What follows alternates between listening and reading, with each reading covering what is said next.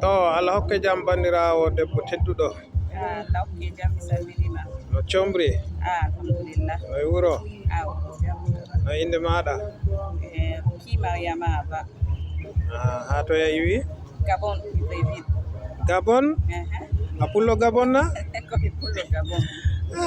Andano fulɓe ɗo Gabon na? Fulɓe ɗuɗuɓe adunaru ndu anda fulɓe na Gabon. Fulɓe ɗo Gabon avant les indépendances, installés dans le nord, dans le centre jusqu'à Libreville. Il y a plein de peuples au Gabon ɓe ɗo heewi. Fulɓe na heewi ɓe min jogi wuro amin wiyete Bitam. Bitam min jogi lamɗo amin lamɗo fulɓe. No inde maako lamɗo? Lamɗo Umar. Lamiɗo Umar. Lamɗo Umar. Kanko wiyete lamɗo Bitam ko lamɗo fulɓe. Wallahi mi yimo ha ngawdere neɓe. To woodi noy fulɓe Gabon wori ɓe mari nayna? Fulɓe Gabon nane kam ɓe duratano ngam Gabon jogi buuɓi ɗuɗɗi nayi woɗatano Gabon. Nane kam fulɓe Gabon pat nayi ɓe soda kam ɗum ɓe gadda ɗi Gabon ɓe wara ɓe kirsa ɓe filoɓe.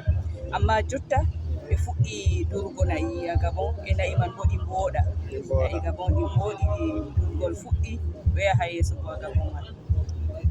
To woodi to fulɓe mon sukaɓe mon nasti jangirle na? Sukaɓe amin nasti jangirle, sukaɓe amin ko woni nder fonction publique gabonaise min jogi docteur en, min jogi policier, min jogi magistrat, min jogi kala kuuɗe fof sukaɓe amin noon min intégré Gabon. Intégré. Laamu anditi on? Laamu anditi amin komin une part entière des Gabonais. Avant même, en 2005 d'abord, Omar Bongo a dû reconnaître la communauté. Parce qu'au Gabon, on fait une assimilation avec des Fulbe, Hausa Nkobe et Kanuri. Les Fulbe, on a des Hausa. Bano Nigeria, ɓe ngadi Hausa Fulani. Exactement. To ngam keɓon sembe. Yewwa min jogi sembe min fof min wotere a Gabon. To ɗume woni kuugal maɗa? Comme journaliste à télévision nationale. Ha télévision nationale gabonais.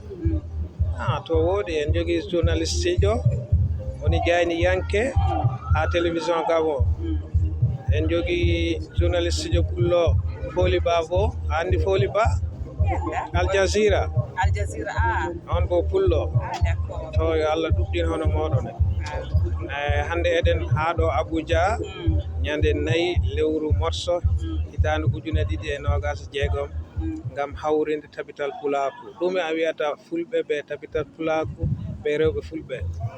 En mbiya fulɓe tabital pulaku ɓe kawra ko'e maɓɓe ɓe gollana leñol meɗen, ɓe haajana leñol meɗen ngam en fuu en jogi caɗeele.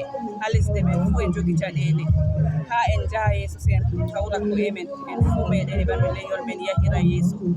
Rewɓe sehil rewɓe nasta tabital pulaku ɗuɗɗum be sukaaɓe ngam kamɓe woni avenir. Worɓe feere mum he'ata sey rewɓe be derke'en fuu wara hen nasta tabital pulaku heɓano tabital pulaku yahira yeeso. Leñol men ngol en jinganta leñol men ngol en haajanta leñol men ngol en yiɗi yaa yeeso. To ɓikkoye mon ɓe kaala fulfulde na? Ɓe kaala fulfulde de dahmi. Min mi yehi Gabon, mi yi fulɓe iwruɓe Afrique de l'Ouest, Sénégal, Gambie, Mauritanie, Mali. Ɓe kalano ɓikkoye maɓɓe Faraysire. Mi yi ɗum ɗuɗɗum. La différence entre minin fulɓe Afrique centrale be fulɓe Afrique de l'Ouest. Fulɓe Afrique centrale min wola pular e galleji amin. Fulɓe Afrique de l'Ouest ɓe ngari to ɓe wurti ha maɓɓe to ɓe ngari bana Libreville ɓe wolwana ɓiɓɓe maɓɓe français, to ɓe yahi gure ɓe wolwata anglais ɓe wolwana ɓiɓɓe maɓɓe anglais. Alors ɗum kon wooɗa ton jeeyi nayi on gaɗata on ɓoccaɓe na? On ɓoccaɓe na ɓe kalani sukaɓe maɓɓe fulfulde? Mi jogii voisin kamɓe ɓe haalana ɓiɓɓe maɓɓe e français, kamɓe hakkude maɓɓe ɓe haala wolof alors que ɓe fulɓe.